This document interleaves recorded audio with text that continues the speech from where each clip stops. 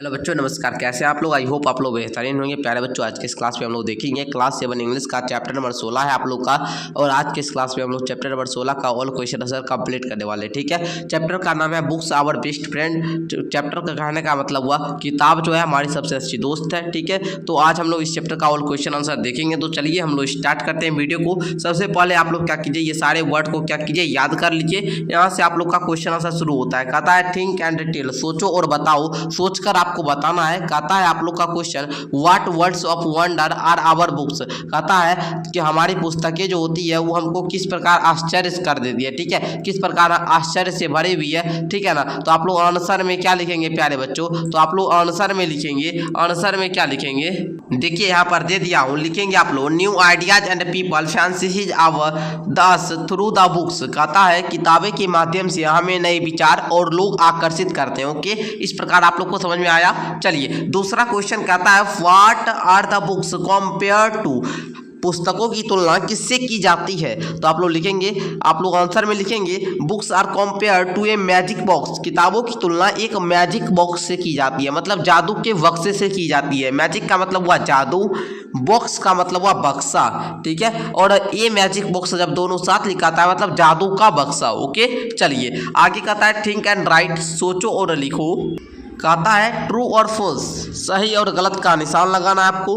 पढ़िएगा स्टेटमेंट को, पढ़िएगा, जो कथन सही रहेगा उसके आगे ट्रू लिखिएगा, जो गलत रहेगा उसको आगे फॉल्स लिखिएगा। पहले पढ़िए। कहता है रीडिंग बुक्स इज बोरिंग, किताबें पढ़ना बोरिंग का काम है। किताबें पढ़ने में हमको मन उब जाता है। तो आप बोलेंगे नहीं सर, किताबें पढ़ने में हमको बहुत मजा आता है। सिर्फ कंडीशन ये होना चाहिए कि हम जो किताब पढ़ रहे हैं वो हमको समझ में आना चाहिए, किताब पढ़ने आना चाहिए। ओके, दूसरा कहता है बुक्स टेल अस नथिंग, किताबें हमें कुछ नया नहीं बताती है। तो ये बात भी गलत है भाई, किताब हमको जो है बहुत कुछ सिखाती है। ठीक है, चलिए तीसरा कहता है books tell us about far away places, किताबें हमें दूर, जो हमसे दूर जगह है उसके बारे में बताती है। ये बात भी सही है, जो जगह हमसे दूर है। जैसे आप लोग चैप्टर 7 में पढ़े थे जापान के बारे में। जापान हमारे पास नहीं है, लेकिन जापान के चैप्टर में जो हम लोग पढ़े थे वहाँ के बारे में सारा कुछ समझ गए थे कि जापान भाई, जापान में लोग कैसे रहते, वहाँ के बच्चे कैसे होते, वहाँ के बच्चे में कैसा संस्कार होता है, कैसे फेस्टिवल बनाते हैं, है ना। मतलब दूर के भी वस्तु के बारे में, दूर के भी जगह के बारे में बताता है। ठीक है, books do not tell us anything about times gone by. कहता है किताबें हमें बीते समय के बारे में कुछ नहीं बताती है। तो ये बात भी क्या है, गलत है ना।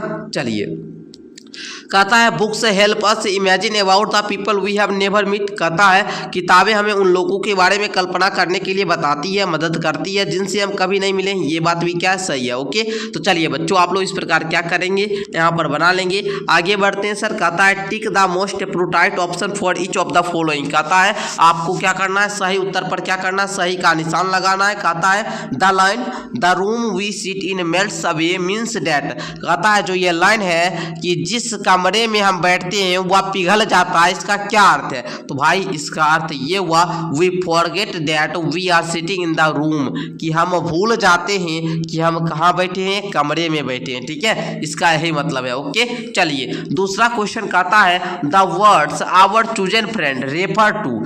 जो ये वर्ड्स है हमारा चुना हुआ मित्र शब्द का क्या तात्पर्य है? इसका मतलब ये हुआ a character whom we like in a story, वह चरित्र जो कहानी में हमें क्या है, पसंद है। ओके, चलिए इसको ले लगा लेंगे सी नंबर को। ओके, चलिए आगे देखिएगा। कहता है आपका here's our body in the chair. कहता है एक यहाँ पर देखिएगा ध्यान से, हमारी शरीर कुर्सी पर है but our mind is out there, लेकिन हमारा मन बाहर है। मानिए आप कुर्सी पर बैठे हुए हैं और आप सोच रहे हैं किसी और के बारे में, किसी अन्य ख्यालों में आप लोग डूबे हुए हैं। ठीक है भाई, वहाँ जाऊँगा, ये करूँगा, वो करूँगा, आगे ये करने का मन है, आगे वो करने का मन है, हम ये करेंगे वो करेंगे, मतलब आपके मन जो है बाहर है। ठीक है, बाहर में ये करेंगे वो। ठीक है, देखिए कहता है the poet feels that when we are reading books we are sitting in chair but our mind soars. कहता है कवि का मानना है जब हम किताब पढ़ रहे होते हैं तो कुर्सियां पर बैठे होते हैं, लेकिन हमारा मन कहाँ होता है? तो हमारा मन जो होता है at the places and times we are reading about, मतलब हमारा मन जो होता है वो उस स्थान पर होता है जिसके बारे में हम पढ़ रहे होते हैं। जैसे मानिए कि हम कुर्सी पर बैठे हुए हैं और हम लोग एक इंग्लिश का बुक पढ़ रहे हैं, क्लास 7 का ही चैप्टर नंबर 7 7 है जापान वाला, ठीक है ना।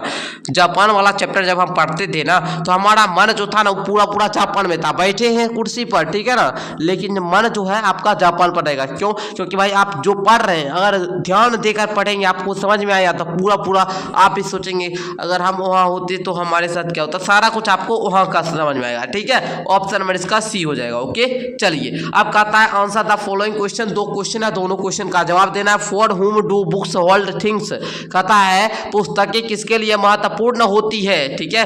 क्या लिखेंगे उत्तर में आप लोग लिखेंगे books hold things for their readers, कहता है पुस्तकें जो होती है वो अपने पाठकों के लिए बहुत कुछ करती है, बहुत कुछ होती है, ठीक है ना।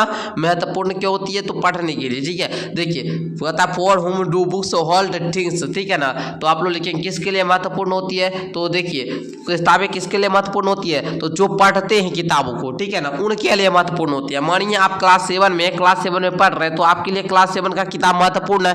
क्यों महत्वपूर्ण है? आपके लिए 10th का महत्वपूर्ण है? नहीं है, क्योंकि आप 10th में नहीं है, आप 7th में। 7th का किताब क्या है? महत्वपूर्ण है। ओके चलिए दूसरा देखिए we unlock a room with the help of a key, how can a book be unlocked by a child, कहता है हम चाबी की मदद से कमरे का ताला खोलते हैं। एक बच्चा किताब कैसे खोल सकता है? आप समझिए ताला को खोलने के लिए हमको एक चाबी चाहिए, लेकिन हम बच्चा में ऐसा क्या चीज़ कर दे कि बच्चा किताब खोलेगा?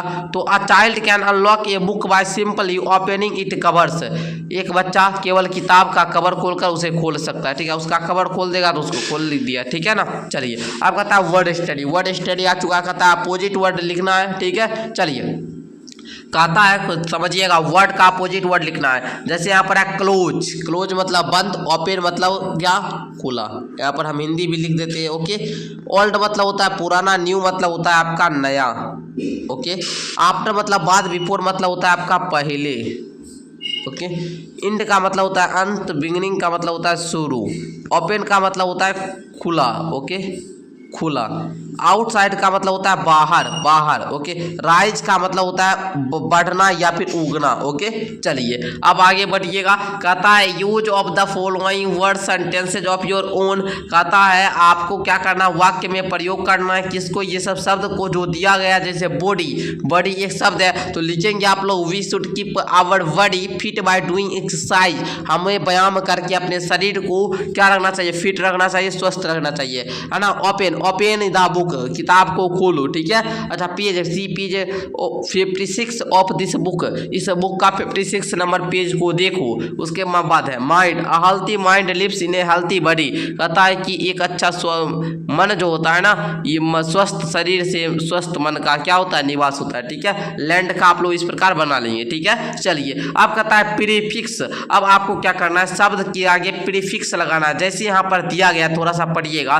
The word unlock is made by adding un to the word lock, lock एक शब्द है, ठीक है। लॉक एक शब्द है, इसके आगे अन लगा दिया, ठीक है। इसके आगे क्या लगाया? अन लगा दिया, ठीक है ना। इसके आगे क्या लगाया? इसके आगे अन लगा दिया, तो ये अनलॉक बन गया। आप लोग देख रहे हैं जो ये अन लगाया, ये अन को हम लोग बोलते हैं प्रीफिक्स। क्या बोलते हैं? प्रीफिक्स। हिंदी में बोला जाए तो उपसर्ग, आप लोग जानते होंगे, ठीक है ना। अगर शब्द के अंत में लगा दे तो उसको लोग सफिक्स बोलते हैं, इंग्लिश में बोलते हैं सफिक्स, ठीक है। चलिए अब देखिए some words is in the help box can be changes into a new words by adding an, आपको भी एक बक्सा में क्या गया? बहुत सारा वर्ड दिया गया, उसमें आपको शब्द के पहले अन लगाकर आपको नया शब्द को बनाना है, ठीक है। Choose the appropriate words and making new words, जैसे डू, एग्जांपल के लिए डू का हम अनडू कर दिए, उसी प्रकार अनडू। उसके बाद लाइक दिया था, अन लगा दिए, अनरिप, अनएबल, अनएबलेबल, अनक्लीन, अनजस्ट, अनएक्सेप्टेबल, है ना, unfriendly, unsatisfying, ungrateful, unimpressed, unhappy, ठीक है। इस प्रकार हम सारे में अन लगाकर बहुत सारा नया वर्ड बना दिए, ठीक है। तो आप लोग बना लेंगे ना, आप लोग समझे। उपसर्ग का मतलब होता है प्रीफिक्स। ओके अब देखिए रैंग वर्ड, अब आपका आया रैमिंग वर्ड। रैमिंग वर्ड का मतलब होता है तुकांत शब्द। क्या हुआ? हिंदी में बोला जाए तो तुकांत शब्द, मतलब यहाँ पर जो होगा उच्चारण समान होगा, ठीक है, इसी के तुकांत के जैसे होगा, ठीक है। जैसे में देखिए यहाँ पर बोलता है राइज, इसका लिखेंगे eyes, away, play, end, friend, page, age, chair, there, box, है ना। इस प्रकार आप लोग क्या करेंगे, बॉक्स लोग, है ना, इस प्रकार आप लोग सारा का लिख लेंगे। अब कहता है कंपोजिशन, कंपोजिशन मतलब हुआ रचना करना, ठीक है। कहता है what do you like to read, आपको क्या पढ़ना पसंद है, ठीक है। तो आप लोग लिख देंगे जो भी पढ़ना पसंद है, ठीक है। Write in 50-60 words about a book to story you like very much, आपको एक कोई सा भी एक क्या करना है, कहानी लिखना है जो आपको सबसे ज़्यादा पढ़ने में मज़ा आ रहा है, ठीक है। तो आपको जो भी लिखना है लिख दीजिएगा, ठीक है। चलिए जो भी आपका पसंदीदा हो। अब आता है ट्रांसलेशन, देख लीजिए। इस प्रकार ये सारा क्वेश्चन हम देख चुके हैं। अब देखिए आप लोग का ये वाला क्या है जी, अच्छा इसका भी हम बता ही दिए थे ना। चलिए प्रीफिक्स भी हो चुका था। चलिए अब देखिए, तो यहाँ पर कंपोजिशन भी कर ही दिए, एक्टिविटी, अच्छा एक्टिविटी भी कर लेंगे। अच्छा देखिए यहाँ पर आपको ट्रांसलेट करना है, कहता है हमें प्रतिदिन विद्यालय जाना चाहिए। इसका आप लोग ट्रांसलेट कीजिए, तो आप लोग ट्रांसलेट कीजिए, इसको कैसे ट्रांसलेट करेंगे। तो आप लोग लिखेंगे यहाँ पर we should go to school daily, okay. इस प्रकार आप लोग क्या कीजिएगा, इंग्लिश ट्रांसलेशन बनाइएगा। क्या मैं रात में यहाँ ठहर सकता हूँ, इसको आप लोग कैसे बनाइएगा, कैन, सकता हूँ आएगा तो कैन आई स्टे का मतलब होता है ठहरना, can I stay here at night, है ना। नाइट मतलब रात, एट नाइट। और प्रश्नवाचक चिन्ह दीजिएगा, बिकॉज हम लोग क्या कर रहे हैं, प्रश्न पूछ रहे हैं, ओके। चलिए अब कहता है हमें अपने माता पिता की आज्ञा माननी चाहिए। इसका ट्रांसलेशन कैसे बनाइएगा, है ना। देखिए बनाइएगा ऑल, है ना, ऑल ऑफ अस, है ना, all of us should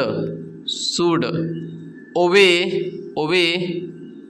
our parents, है ना, या फिर we should obey our parents, okay. मैं आपके बिना नहीं रह सकता, आई कैन नोट लिव